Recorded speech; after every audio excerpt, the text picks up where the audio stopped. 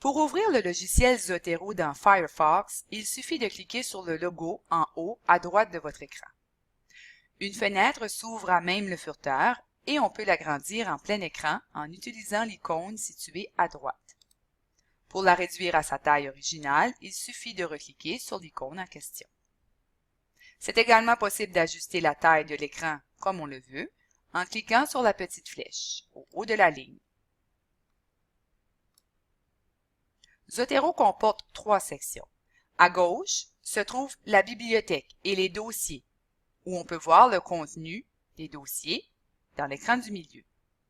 Pour ajouter un dossier ou une collection afin d'organiser et de classer vos références, il suffit de cliquer sur l'icône à gauche et de nommer le fichier selon vos besoins personnels.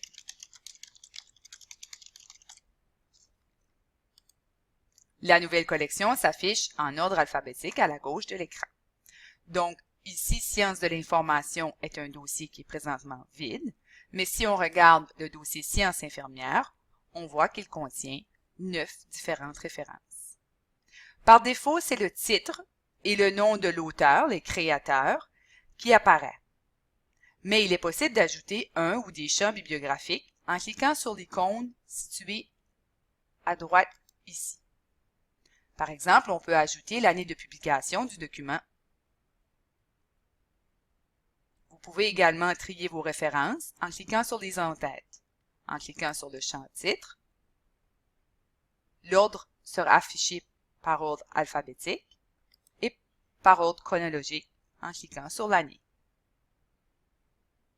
Si le document en texte intégral est joint à la référence en question, il y aura un point bleu à la droite de les références pour l'indiquer. Il suffit de cliquer sur la flèche à gauche pour voir le document en question et de cliquer sur le document pour l'ouvrir. Pour voir les champs bibliographiques au complet d'une référence, il suffit de sélectionner la référence voulue et l'information s'affichera dans la 3e fenêtre à droite. Donc ici, vous avez le type de document qui est un article, le titre de l'article, le nom de ou des auteurs, etc. Si vous constatez des erreurs, vous pouvez vous-même modifier l'information dans le champ en question.